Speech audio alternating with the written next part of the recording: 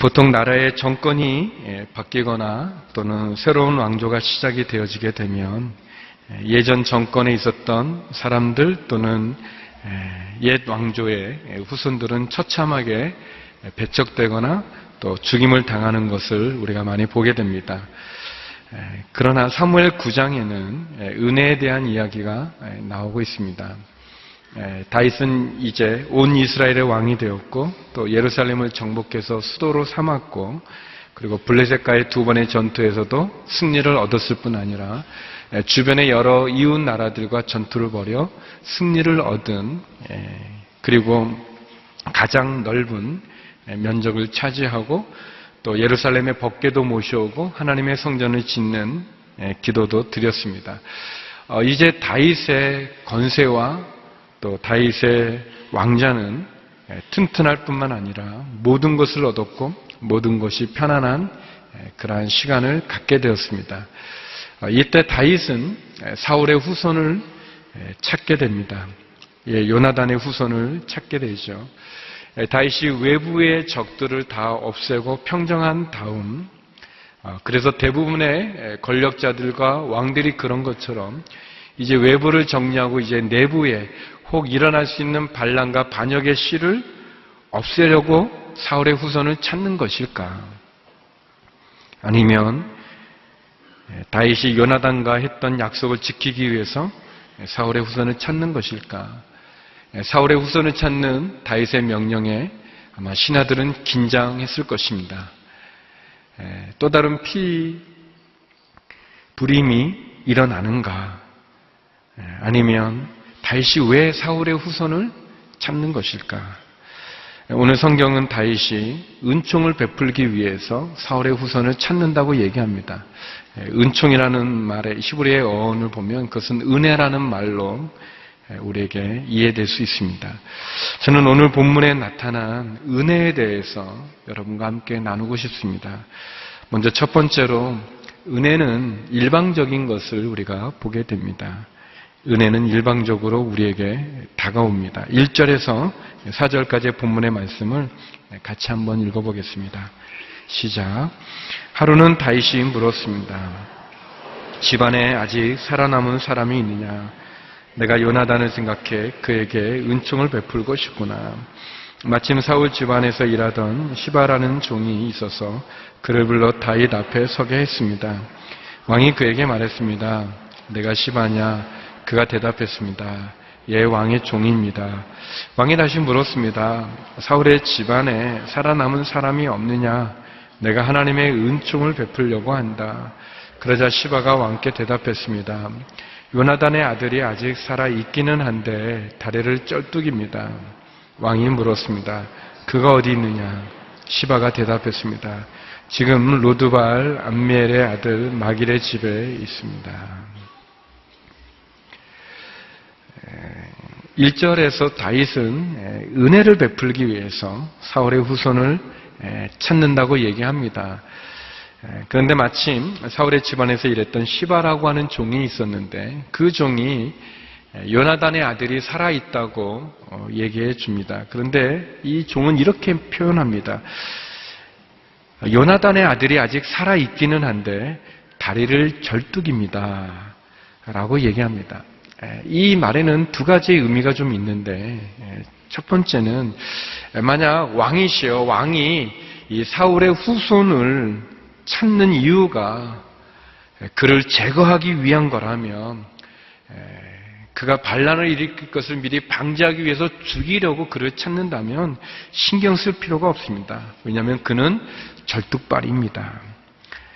고대 사회에서 이 신체적인 결함을 가진 자는 굉장히 수치스럽게 느껴지고 또 여겨졌고 또 죽일 만한 가치도 없는 그러한 이야기를 시바가 하고 있는 것입니다. 그는 별 볼 일 없는 사람입니다. 그렇게 신경 쓰지 않아도 됩니다라는 의미가 있죠. 또 하나의 의미가 있다면 만약 왕이요 왕이 자비를 베풀거나 은혜를 베풀기 위해서 요나단의 아들을 찾는다면 그는 왕에게 어울리지 않는 사람입니다. 그는 장애가 있는 사람입니다. 저주받은 사람입니다. 그는 절뚝거리는 사람입니다. 왕궁에는 어울리지 않는 사람이다라는 그런 의미가 있습니다. 그런데 다윗은 그 시바에게 그가 얼마나 심한 불구자인지를 묻지 않습니다. 또 그가 어떻게 하다가 그렇게 되었는지도 묻지 않습니다. 다만 그가 어디에 있느냐고 묻죠. 그랬을 때 시바는 왕에게 얘기합니다. 그는 로드발, 이게 지명 이름인데 로드발의 암미엘의 아들 마길의 집에 있습니다 라고 얘기합니다. 로드발이라는 말은 로는 그 아니다라는 그런 뜻이고 드발은 목초지, 목초가 라는 뜻입니다. 그러니까 로드발 그러면은 목초지가 아니다. 좋은 땅이 아니다.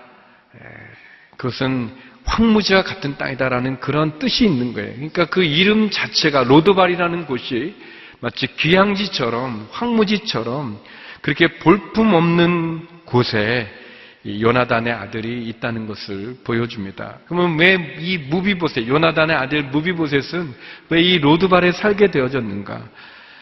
로드발이 5살이었을 때, 무비보셋이 5살이었을 때 사울 왕과 요나단이 죽었다는 소식을 듣게 된 유모는 이 어린 5살의 아기를 업고 허겁지겁 달아나다가 그만 아이를 떨어뜨립니다. 그래서 아이의 발목이 부러지는 사고가 났죠. 사무엘하 4장 4절 말씀인데 같이 한번 읽어보겠습니다. 사무엘하 4장 4절입니다. 시작. 사울의 아들 요나단에게는 절름발의 아들이 하나 있는데 그의 이름은 무비보셋입니다. 사울과 요나단의 사망 소식이 이스라엘로부터 전해진 것은 무비보셋이 5살 때였는데 그때 유모가 그를 안고 너무 급하게 서두르는 바람에 그 아이를 떨어뜨려 그 아이가 절개됐습니다. 예전의 이야기죠. 무비보셋이 5살이었을 때 그만 그의 아버지와 할아버지가 블레셋 전투에서 죽임을 당하게 됩니다. 그 죽음의 소식을 들었던 이 유모는 어쩌면 블레셋 사람들을 피해서 피신했을 수도 있고 아니면 그동안 사울 왕이 다윗을 괴롭혔고 다윗을 추격하고 다윗을 힘들게 했기 때문에 이제 사울 왕과 요나단이 죽었으니까 다윗이 보복하고 복수할지 모른다는 그런 두려움 속에 다윗과 600명의 군사들을 피해서 도망갔을 수도 있습니다. 유모가 다윗을 피해서 도망갔는지 아니면은 블레셋을 피해서 도망갔는지 정확히는 나와 있지는 않지만 그러나 유모는 두려움 속에 이제는 끝났구나, 이 아기라도 지켜야 되겠다는 그런 마음으로 허겁지겁 도망을 가는데 그러나 너무 급히 서두르는 바람에 그만 아이를 떨어뜨려서 이 무비보셋은 두 다리를 똑바로 걸을 수 없는 불구자가 되었습니다. 그리고 그가 정착했던 곳이 로드발, 귀향지와도 같은 볼품없고 버려진 땅, 그래서 사람들의 관심을 끌지 않을 수 있는 그런 곳에서 무비보셋은 자랐습니다. 무비보셋은 자기가 왜 이런 장애를 가졌는지를 유머를 통해서 들었을 수도 있고 또는 그의 이 모든 원인이 결국은 다윗이라고 하는 것을 알아서 그래서 다윗이 승승장구하면 할수록 무비보셋은 더 두려웠는지도 모르겠죠. 무서웠는지도 모르죠. 그래서 꼭꼭 로드발에 숨어서 지낸 그런 시간을 가졌습니다. 갑작스러운 도망과 끔찍한 사고, 그에 따른 그 영구히 불구로 자라고 살아야만 되는 무비보셋의 삶. 무비보셋의 이름의 뜻은 지독한 치욕이라는 뜻입니다. 그러니까 그 이름은 부끄러움을 그냥 뿌린다는 그런 이름이에요. 그러니까 무비보셋은 그의 인생의 삶은 너무나 고통스럽고 너무 불행한 거예요. 이름 자체도 지독한 치욕이라는 이름으로 불려지고 있는 무비보셋이죠. 은혜라고 하는 것은 받을 자격도 없고 받을 만한 일을 할 수도 없고 대갚을 능력도 없는 상황이나 사람에게 베풀어지는 사랑이라고 정의합니다. 은혜는 일방적인 것을 보게 됩니다. 이 무비보셋은 어쩌면 그의 모습이나 그의 행동이나 그의 신분은 그렇게 사랑받고 은혜 받을 만한 존재가 아닙니다. 그런데 이 무비보셋에게 다윗이 먼저 손을 내밉니다. 그를 부르죠. 하나님이 저와 여러분을 부르시는 그 부르심은 일방적인 사랑입니다. 요나단의 아들이 망가지고 버림받고 두 다리를 쩔뚝이는 것처럼 어쩌면 우리는 무비보셋처럼 망가지고 버려지고 또 두 다리를 쩔뚝이는 것 같은 그런 인생의 삶이 우리의 모습일 수도 있을 것입니다. 무비보셋 지독한 치욕이라는 그 이름을 가질 수밖에 없었던 것처럼 나의 행동이나 나의 조건이나 나의 자격은 그런 부끄러운 수치스러운 이름을 가진 인생일 수 있을 것입니다. 그러나 우리가 이 자리에 있는 것은 하나님께서 먼저 손을 내미셨기 때문에 그렇습니다. 하나님께서 일방적으로 다윗이 무비보셋의 조건이나 행위로가 아니라 그에게 일방적인 손을 내민 것처럼 우리의 행위와 조건이 아닌 자격이 아닌 하나님의 사랑으로 그분이 일방적으로 손을 내미셨습니다. 그렇지만 두 번째, 은혜는 일방적으로 우리에게 다가왔지만 그러나 그 은혜는 거저 주어지는 것은 아닙니다. 은혜는 우리에게 거저 주어지는 것은 아닙니다.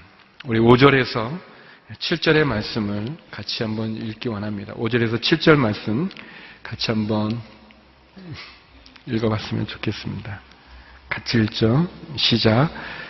그래야 다윗 왕은 사람을 보내 로드발 암멜의 아들 마길의 집에서 그를 데려오게 했습니다. 사울의 손자며 요나단의 아들인 무비보셋이 다윗에게 와서 엎드려 절했습니다. 다윗이 말했습니다. 미브보셋아, 그가 대답했습니다. 왕의 종입니다. 다윗이 그에게 말했습니다. 두려워하지 마라. 내가 내 아버지 요나단을 생각해 내게 은총을 베풀고 내 할아버지 사울에게 속했던 모든 땅을 내게 돌려줄 것이다. 그리고 너는 항상 내 식탁에서 먹게 될 것이다. 다윗 왕의 부름을 받은 무비보셋은 사실 두려웠습니다. 왜냐하면 그는 로드발이라고 하는 아주 외진 곳에 힘든 곳에 기양지와 같은 그런 곳에 그가 숨어서 지냈는데 어느 날 다윗이 보낸 군사들이 그를 데리러 왔습니다. 예루살렘에 있는 다윗에게 그를 데려가기 위해서 사람들을 보낸 거죠. 지독한 치욕이라는 이름으로 두려움에 쌓인 채 살아가고 있는 무비보셋에게 다윗의 군대는, 다윗의 군사는 굉장히 두려웠습니다. 무비보셋은 그가 예루살렘에 올라가서 그 자신의 인생이 어떻게 될지, 생명이 어떻게 될지 알 수 없었습니다. 누구도 말해주지 않았습니다. 설령 다윗 왕이 은혜를 베풀겠다고 데려오라고 말하지만 그가 진짜 다윗 왕을 신뢰할 수 있는지도 모르는 그런 상황입니다. 어쩌면 그는 저주받기 위해서 그 저주받은 그 인생, 그가 쩔뚝이면서 살았던 그 인생도 고달프고 힘들었는데 이제 사울왕에게서 도망을 다녔던 핍박을 받았던 다윗이 자기를 찾으니 무비보셋은 얼마나 두려웠겠습니까? 그렇게 그는 왕 앞에 서 있습니다. 오늘 우리가 읽은 성경은 그가 왕 앞에 엎드려 절했다고 얘기하고 있습니다. 엎드려 절한 무비보셋 두려워하고 있죠. 그런데 다윗이 그에게 얘기합니다. 두려워 말라 라고 얘기하죠. 두려워 말라고 얘기합니다. 그러면서 다윗은 이런 얘기를 합니다. 내가 너의 아버지 요나단과의 언약을 생각해내고 내가 너에게 은혜를 베풀겠다라고 얘기합니다. 다윗은 두려워 떠는 무비보셋에게 얘기합니다. 두려워하지 마라. 유진 피터슨이라는 목사님은 이 두려워라는 말을 겁내지 마라라고 얘기합니다. 아마도 엎드려 있는 무비보셋은 두려웠던 것 같아요. 많이 떨었던 것 같아요. 그러니까 다윗이 말하죠. 두려워하지 마라, 겁내지 마라라고 얘기합니다. 그러면서 세 가지를 얘기해 주고 있습니다. 내가 너의 아버지 요나단을 생각해서 너에게 은혜를 베풀겠다라고 얘기합니다. 그리고 너의 할아버지 사울왕에 속한 모든 재산을 너에게 주겠다고 얘기합니다. 그리고 너는 왕의 아들처럼 왕의 식탁에서 먹게 될 거라고 얘기해 주고 있습니다. 다윗이 무비보셋에게 은혜를 베푼 것은 거저 베푼 것이 아닙니다. 그의 아버지 요나단의 언약을, 약속을 기억해서 아버지 요나단으로 인해서 무비보셋이 은혜를 받는 거죠. 사무엘상 20장 14절 15절에 보면 요나단과 다윗이 언약을 맺는데 요나단이 이런 말을 합니다. 같이 한번 읽어보겠습니다. 사무엘상 20장 14절 15절입니다. 시작. 그러니 자네는 내가 사는 동안 여호와와 같이 내게 끊임없는 긍휼을 베풀어 주고 내가 죽임을 당치 않게 하고 여호와께서 이 땅 위에서 자네 다윗의 원수들을 모조리 끊어버리시는 날에도 내 지방가의 의리를 끊지 말고 지켜주게. 이때는 요나단이 왕자였고 상속자였고 왕의 맏아들로서의 권력을 가지고 있었고 다윗은 도망자였습니다. 다윗은 그냥 베들레헴의 쉼없는 한 목동에 불과한 사람이었습니다. 그때 요나단과 다윗이 서로 언약을 맺죠. 그 언약의 내용은 서로를 보호해주고 그리고 서로가 죽은 다음에도 그 자손들까지도 지켜주는 의리를 끊지 않는 그러한 언약이었습니다. 그렇죠. 은혜는 거저 주어지는 것은 아닙니다.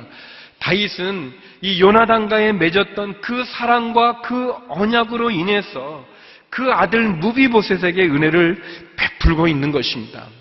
은혜는 거저 주어지는 것이 아닙니다. 하나님께서 저와 여러분을 구원하여 주시고 은혜를 베푸신 것은 거저 주어진 것이 아니라 하나님께서도 그의 아들 독생자 예수 그리스도의 십자가의 죽음을 통해서 그 십자가에 지불한 예수 그리스도의 보혈의 싹 때문에 저와 여러분에게 은혜를 베풀어 주시는 것입니다. 아들에 대한 사랑으로 영적인 불구로 쩔뚝거리며 타락으로 죽어가고 있는 우리들을 찾아오셔서 일방적으로 찾아오신 그분이 예수 그리스도의 십자가의 싹을 통해서 십자가의 대가를 통해서 십자가의 약속을 통해서 우리들에게 은혜를 베풀어 주시는 것입니다. 무비보셋은 가진 것이 아무것도 없었고 그는 왕으로부터 은혜를 받을 자격도 없고 대갚을 능력도 없었습니다. 무비보셋은 왕의 호의를 얻기 위해서 노력하지도 않았고 도리어 왕으로부터 꼭꼭 숨어버렸던 사람이었습니다. 우리도 마찬가지 아니겠습니까? 우리도 가진 것이 없고 드릴 것도 없고 어떻게 보면 우리가 지은 죄가 너무 많아서 우리가 하나님으로부터 숨어서 도망치고 있는 우리의 삶이 아니었겠습니까? 그러나 다윗은 그의 아버지 요나단과의 언약으로 무비보셋에게 은혜를 베풀어 주고 있습니다. 저와 여러분이 구원을 받았다면 이 자리에 앉아있는 은혜가 있다면 그것은 예수 그리스도가 십자가에 흘린 보혈의 그 핏값으로 인한 은혜인 것을 기억하시기 바랍니다. 다시 말하면 우리가 하나님으로부터 받는 은혜는 값싼 은혜가 아니라는 것을 예수 그리스도의 십자가의 보혈의 피의 대가임을 우리는 기억할 필요가 있습니다. 예전에 성만찬에 참여할 때 그 집나는 목사님이 그런 멘트를 하시더라고요. 하나님, 억만 번의 죄를 지은 우리들의 죄를 용서해 주시고 이렇게 얘기하는데 좀 거슬리더라고요. 제가 그 억만 번의 죄가 아니 뭘 우리가 그렇게 억만 번의 죄를 졌다고 뭐 1000번의 죄를 지은 우리를 용서해 주면 제가 그렇지 뭐 그렇게 하겠는데 그 억만 번 너무 오버하시는 거 아닌가 목사님이 이제 그런 이제 마음이 좀 이렇게 들었습니다. 그런데 이제 이렇게 찬송 부르면서 이렇게 분잔하지 않습니까?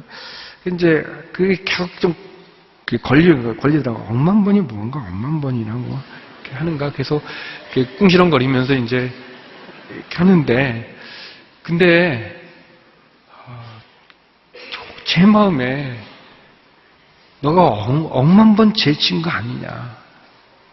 너가 이 순간뿐 아니라 너가 지은 죄를 네가 기억 못하는 그 죄를 생각해 보면 지금까지 살아오면서 그러니까 제가 그런 마음이 들더라고요. 그래, 내가 1000번만 죄를 졌겠는가? 내가 10,000번만 죄를 졌겠는가? 내가 저 목사님 말씀처럼 진짜 10,000번의 죄를 진 죄인이 아니겠는가? 그런 마음이 들더라고요. 사랑하는 성도 여러분, 은혜는 일방적으로 값없이 주어지는 거지만 그것이 거저 우리에게 온 것은 아닙니다. 하나님께서 우리를 용서해 주시고 우리를 사랑하시고 우리를 구원하신 것은 예수님의 핏값이 있습니다. 예수님의 십자가가 있기 때문에 그분이 우리에게 베풀어진 구원의 자리에 우리가 서 있을 수 있는 것입니다. 무비보셋이 엎드려 있을 때 다윗이 그에게 은혜를 베푸지 않습니까? 내가 너희 아버지 요나단의 약속을 기억하여 너에게 은혜를 베풀고 너희 할아버지 사울 왕의 모든 재산을 너에게 줄 것이며 너가 왕의 식탁에 나와 함께 먹게 될 거라는 은혜를 베푸는 것은 무비보셋이 기해서가 아니라 그의 아버지와 맺었던 언약을 다윗이 기억하여 그 언약으로 베푸는 거 아니겠습니까?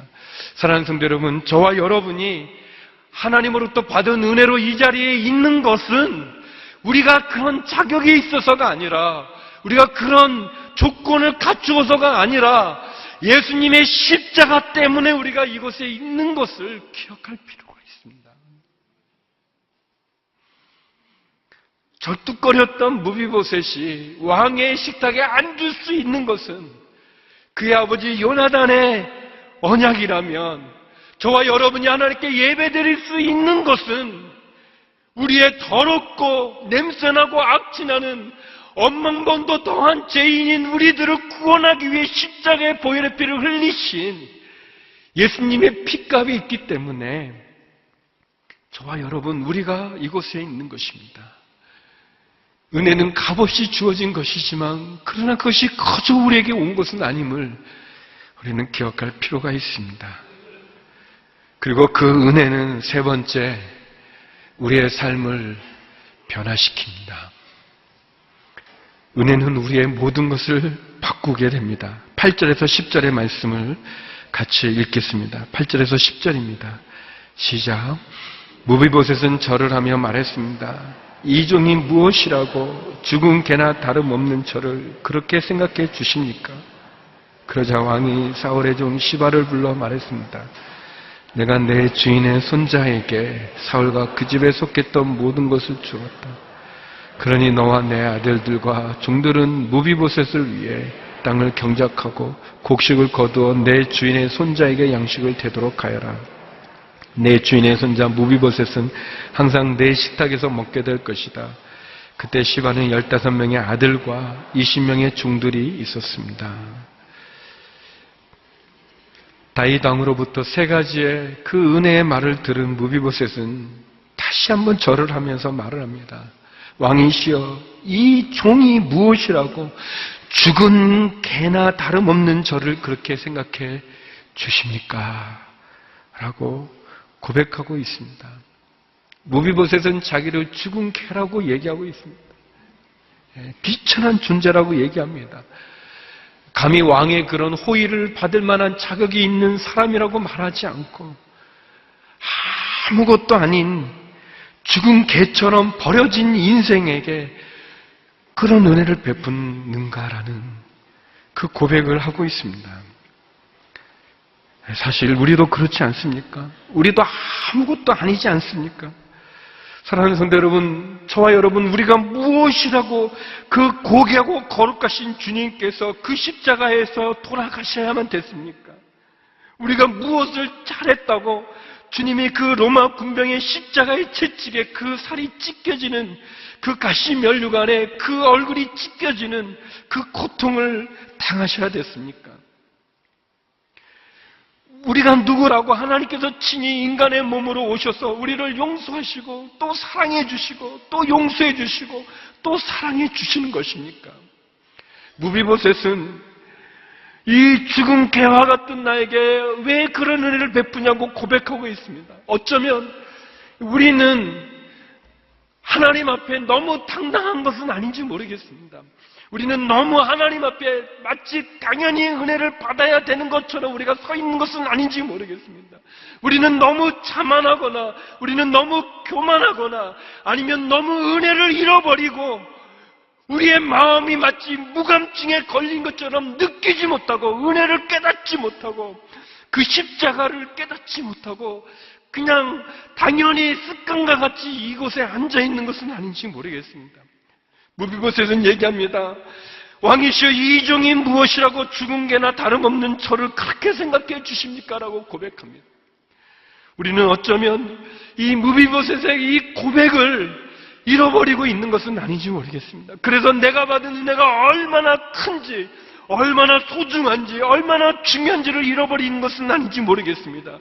그렇기 때문에 이 귀한 복음을 다른 사람에게도 전하지 않고 그냥 침묵하고 있는 것은 아닌지 모르겠습니다. 다윗은 그런 무비보셋, 그 고백하는 무비보셋에게 얘기합니다. 사울의 종 시바를 불러서 말합니다. 너의 15명의 아들과 20명의 하인들은 이 사울의 손자 무비보셋을 섬겨야 된다고 얘기합니다. 무비보셋에게 사울왕의 땅을 주고 왕의 땅이니 왕의 재산이니 값지고 귀하지 않았겠습니까? 그러나 무비보셋은 움직일 수 없는 쩔뚝발이입니다. 다윗은 그 무비보셋을 위해서 시바의 종과 아들들을 하인으로 맡기게 됩니다. 무비보셋은 어려운 환경에서 건져질 뿐만 아니라 그는 새로운 삶과 새로운 도전을 갖게 됩니다. 무비보셋은 더 이상 로드발, 목초지가 아닌 그 황무지에 그는 살지 않습니다. 그는 이제 왕의 왕궁인 예루살렘에 살게 됩니다. 무비보셋은 더 이상 두려움 속에서 다윗 왕이 강성해질 때마다 들려오는 그 소식, 승리의 소식에 가슴 졸이며 두려워하며 살아갈 필요가 없습니다. 그는 이제 왕의 식탁에서 왕의 얼굴을 대면하여 식사하게 되어졌습니다. 은혜는 그의 모든 것을 바꾸었습니다. 그의 상황도 환경도 그의 존재 가치도 다 바꿨습니다. 마찬가지로 하나님의 은혜, 예수님의 십자가로 주어지는 그 은혜는 우리의 모든 것을 바꿉니다. 어둠에서 빛으로 바꿉니다. 사망과 상처와 아픔과 저주로부터 생명과 치유와 회복과 은혜로 우리를 바꿔주십니다. 우리는 전에는 멸망당한 자녀였는데 이제는 구원받은 자녀이고 전에는 심판의 저주의 자녀였는데 이제는 영생과 생명의 자녀로 쓰게 되어지는 것입니다. 하나님의 은혜는 우리를 바꾸어 주십니다. 그 은혜가 우리에게 있죠. 그래서 마지막 네 번째, 그래서 은혜는 우리에게 필요합니다. 우리에게는 은혜가 필요합니다. 저와 여러분에게 필요한 것은 은혜입니다. 11절에서 13절의 말씀을 같이 읽겠습니다. 11절에서 13절입니다. 시작. 그러자 시바가 왕께 말했습니다. 당신의 종은 무엇이든 내 주 왕께서 종에게 명령하신 대로 하겠습니다. 그리하여 무비보셋은 왕의 아들처럼 다윗의 식탁에서 먹게 됐습니다.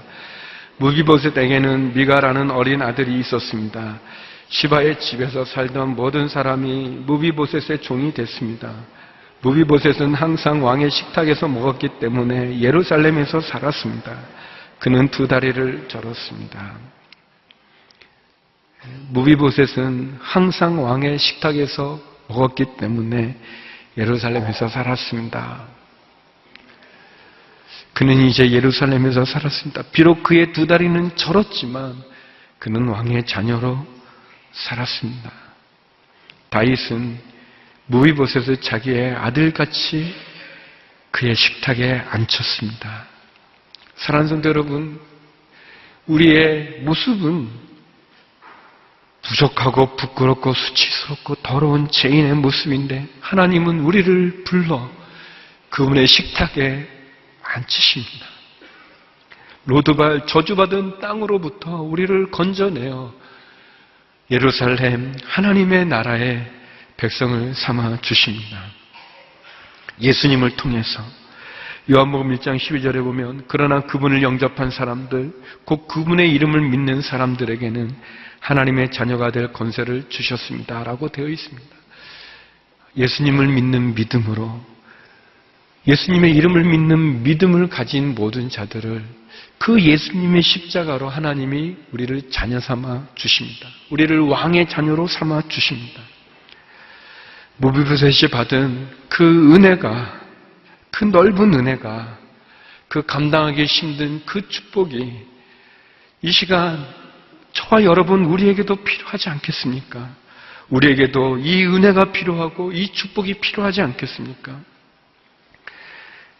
스튜어트 홀트라는 그러한 분이 있었습니다. 미국의 한 분이신데 그분이 그 별장을 지었어요. 아주 별장을 지으면서 유서 깊은 그런 자리에 큰 기념관 같은 것을 지어놨습니다.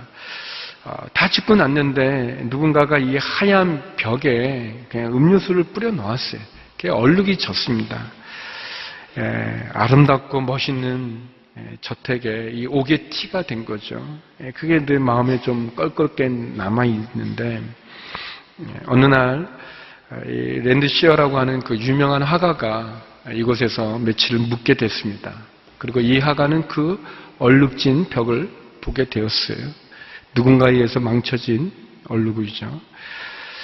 이 스튜디오 이 가족들이 다 이렇게 외출하고 떠나고 아무도 없을 때 이 화가인 랜드시어 경은 숯을 가지고 그 벽에 있는 얼룩을 살려서 그림을 그렸습니다. 보기 싫은 얼룩은 야생동물과 나무로 둘러싸인 아름다운 폭포로 바뀌게 되었습니다. 초원의 생활이라는 유명한 벽화가 탄생되어지는 그런 순간이죠. 무비보셋의 이름은 지독한 치욕이라는 이름입니다. 근데 다윗이 일방적으로 그의 이름을 불러주고 그리고 그의 아버지 요나단과의 언약을 기억하여 은혜를 베푸죠. 무비보셋이 감당할 수 없는 큰 축복을 베풀어주고 그 은혜는 그의 삶을 변화시키고 그리고 그는 이제 도망자가 아니라 멸망당한 후손이 아니라 그는 왕의 자녀로 왕의 식탁에 앉아 있습니다. 우리는 당신은 사랑받기 위해 태어난 사람이라는 그런 노래를 압니다. 그 노래의 가사는 당신은 사랑받기 위해 태어났다는 거죠. 우리는 부족할 수 있습니다. 우리의 인생은 얼룩진 그 벽면처럼 흠이 있죠. 쩔뚝거렸던 무비보셋과 같이 쩔뚝거리는 인생의 삶을 살아갈 수 있습니다. 우리는 버림받기도 하고 내가 잘못한 것은 아니지만 그러나 그 고통의 그 장애는 내가 갖고 살아가야만 되는 어려움일 수 있을 것입니다. 그런데 주님이 우리에게 오셔서 말씀하십니다. 우리의 이름으로 우리를 부르시는 것이 아니라 예수 그리스도의 십자가로 하나님은 우리를 불러주십니다. 폭풍 가운데 있었던 두려움에 떠는 제자들에게 주님이 오셔서 말씀합니다. 두려워하지 말아라고 말씀하십니다. 열대의 혈루증을 앓은 여인이 예수님의 옷자락만 만져도 나을 수 있다는 믿음으로 그 옷자락을 만졌더니 그 예수님의 능력이 자기의 혈류의 근원을 마르게 해요 몸의 병을 고친 것을 느꼈습니다. 그때 주님이 돌아보면서 누가 내 옷을 만졌느냐라고 물을 때 이 열두의 혈루증 앓은 여인은 두려움과 무서움 속에서 엎드려 자초지종을 주께 아뢰었을 때 주님은 마태복음에서 말합니다. 사랑하는 딸아 안심하라. 너의 믿음이 너를 구원했다라고 말합니다. 회당장 야이로 그는 그의 딸이 죽어가고 있을 때 그 죽어가는 딸을 살리기 위해서 예수님을 모셔드립니다. 그런데 그의 딸이 죽었습니다. 이제 사람들은 그 딸이 죽었다고 더 이상 예수님을 괴롭히지 말라고 말하는데 주님은 회당장 야이로를 향해서 말합니다. 두려워하지 마라. 딸이 죽은 것이 아니라 자는 거라고 얘기합니다. 그리고 그 죽은 딸을 다시 살려 생명을 허락해 주십니다. 사랑하는 성도 여러분, 엎드려 있는 무비보셋에게 은혜를 베풀던 다윗처럼 오늘 하나님께서는 저와 여러분에게 은혜를 베풀어 주십니다. 무비보셋과 같은 우리의 인생 가운데 주님이 찾아오셔서 하나님이 그 예수님의 십자가의 보혈의 피를 기억하사 저와 여러분을 하나님의 자녀로, 왕의 자녀로 우리를 불러주시고 우리에게 사랑과 은혜와 약속을 허락하여 주십니다.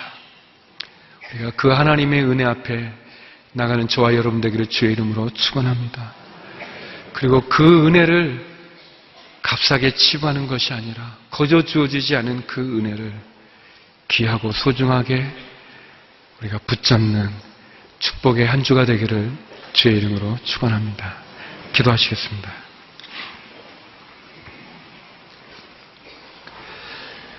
우리를 불러서 우리를 찾아오셔서 우리를 은혜의 강가로 인도하여 주시는 아버지 하나님, 나를 위해 죽으신 예수님의 보혈의 피를 기억하사 우리를 왕의 자녀 삼아주시는 하나님, 그 은혜로 나가기를 원합니다. 그 한이 없는 은혜를 우리에게 베풀어 주시고 그 축복의 은혜의 자리에 우뚝 서 있는 저희들이 되게 하여 주시옵소서. 예수님 이름으로 기도드립니다.